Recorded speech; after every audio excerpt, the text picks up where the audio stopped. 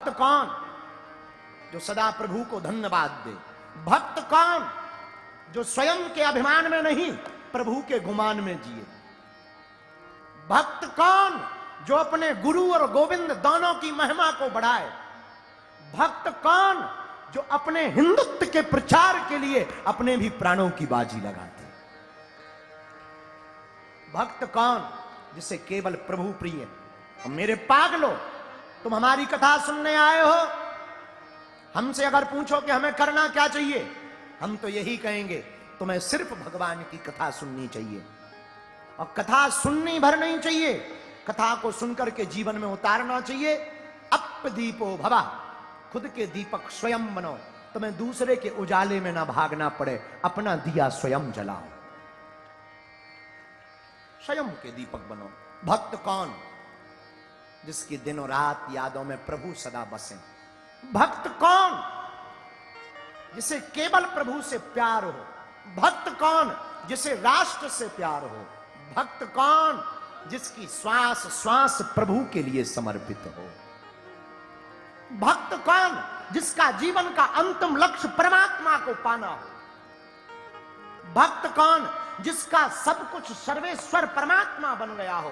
भक्त कौन जिसने अपनी जिंदगी के हर प्रसन्नता और अप्रसन्नता को भगवान से जोड़ दिया हो? उसी को भक्त कहा जाता है, जिसने सुख और दुख दोनों को भगवान से जोड़ दिया। इसलिए मेरे पागलों, हनुमान जी के सुंदर कांड से भक्ति भी मिलेगी, निरोगता भी मिलेगी, नकारात्मकता से भी बचोगे, कॉन्फिडेंस आत्मविश्वास भी बढ़ेगा, और हनुमान जी के सुंदर कांड से आपको 5वां लाभ, संकटों से मुक्ति भी मिलेगी। ये 5 लाभ सुंदर कांड से हम सीख सकते हैं। इसके बाद सुंदर कांड की महिमा को गाने के लिए हमको एक भाव याद आ रहा। यहां बगल में श्रीनाथ जी कौन कौन गया है? हमको बहुत याद आती है श्रीनाथ जी की, बहुत प्यारा भाव है। ओ मारा घट में, उठाओ दोनों हाथ। राजीव नैना हनुमान जी के बंद हो गए, और भाग्य किस बात में खुल गए?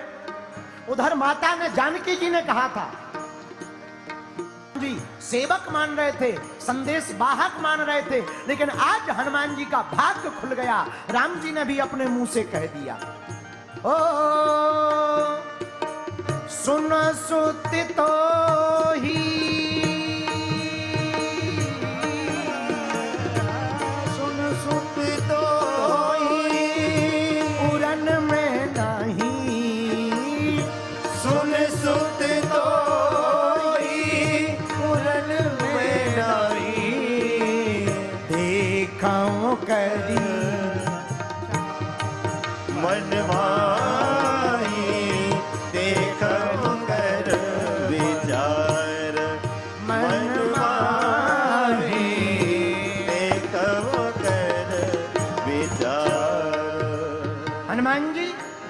आज से तुम हमारे केवल दूत नहीं हो, आज से बेटा।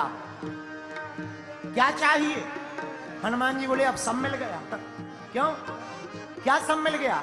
बोले प्रभु जो आपका है वो हमारा हो गया। मतलब कैसे? तो हनुमान जी कैसे, क्या गजब के बुद्धिमान है। हनुमान जी बोले प्रभु एक बात बताओ, बाप की संपत्ति पर किसका अधिकार होता है? बोले बेटे का होता है। हनुमान जी बोले जब माँ ने बेटा मान लिया, आपने हमें बेटा कह दिया, अब आपकी संपत्ति हमारी हो गई है, अब हमें चाहिए क्या है? सब प्राप्त हो गया। इसलिए तो राम जी ने कहा, ओ कपि से उड़े भरत भाई,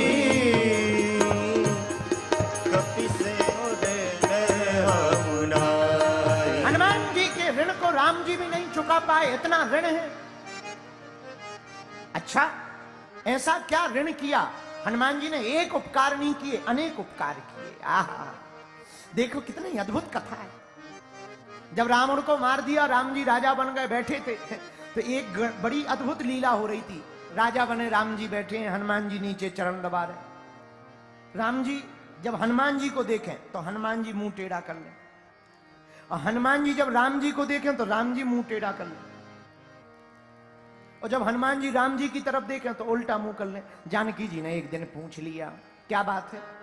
आपकी तरफ जब हनुमान जी देखते हैं तो आप मुंह उल्टा क्यों कर लेते हैं? राम जी बोले, जानकी, जिससे कर्जा लिया जाए क्या उससे कभी आंख मिलाई जाती है?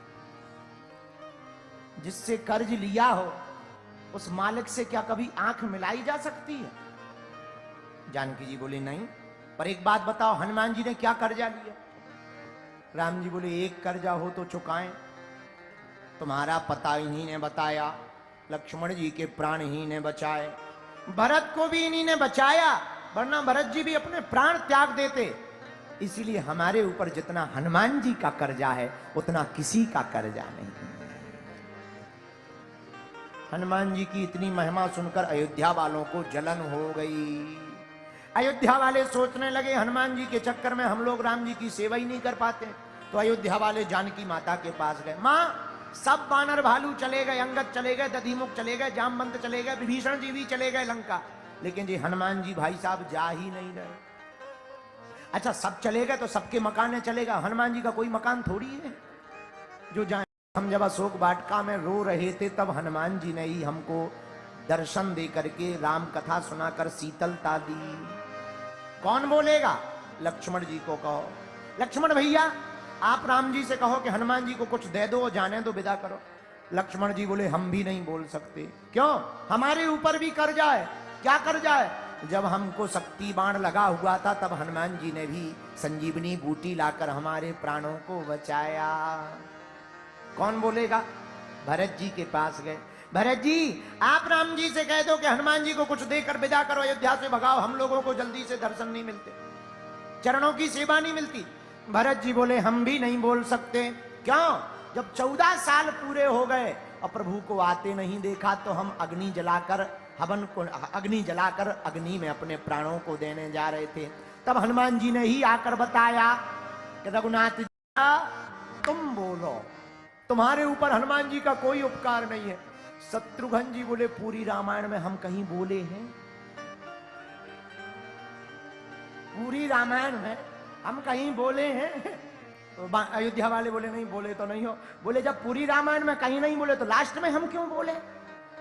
जब हमारा कहीं बोलने का रोल ही नहीं है तो अब बोल करके हम बुरे क्यों हो जाएं? कि कई माता कैसे, हमको नहीं बोलना है। अब कौन बोलेगा? तो सबने ही बोला। अयोध्या वाले राम जी के सामने खड़े हो गए। क्या बात, क्या बात, क्यों आए हो? राम जी से अयोध्या वाले बोले, सरकार ये जो हनुमान जी हैं इनके चक्कर में हम लोग नजदीक नहीं आ सकते, बड़े खतरनाक है। एक तो हमने इन लोगों की इतनी कहानी, इनकी इतनी कहानी सुनी, लंका में खतरनाक, पूंछ से मारे, हाथों से मारे, बहुत डेंजर हैं, आग लगा दी, इतनी कहानियां सुनी, वैसे ही डर लग रहा है, इनको कुछ दे दो, विदा कर दो। राम जी ने दम लगाई, हनुमान जी सबकी इच्छा है, कुछ ले लो। राम, हनुमान जी बोले, अब क्या चाहिए? सब मिल गया? नहीं चाहिए। नहीं नहीं, कुछ मांगो, सबकी इच्छा है, मांगो। हनुमान जी बोले, सरकार अगर सबकी इच्छा है देने की तो हमें एक नहीं 2 वरदान दिए जाएं। अयोध्या वाले बोले, 3 ले लो। 2 क्या 3 लो? दे दो दे दो दे दो प्रभु, जाने दो, जाने दो, 3 दे दो, 2 नहीं नहीं 2 चाहिए। क्या चाहिए? हनुमान जी ने दोनों चरण राम जी के पकड़े, बोले, इनसे कभी दूर मत करना। अयोध्या वालों को अटैक आ गया। बोले, पहले तो एक भरोसा था कि कभी जाएंगे, अब तो रजिस्ट्री हो गई कि नहीं जाएंगे, अब तो ये जाने वाले नहीं हैं। ऐसे श्री हनुमान जी महाराज हैं जिन्हें राम जी के अलावा कुछ नहीं चाहिए। इसीलिए सुर नर मुनि तनुधारी, सभी जितने विचित्र काम हैं वो हनुमान जी ने पूर्ण किए। बोलो सीताराम, जोर से बोलो।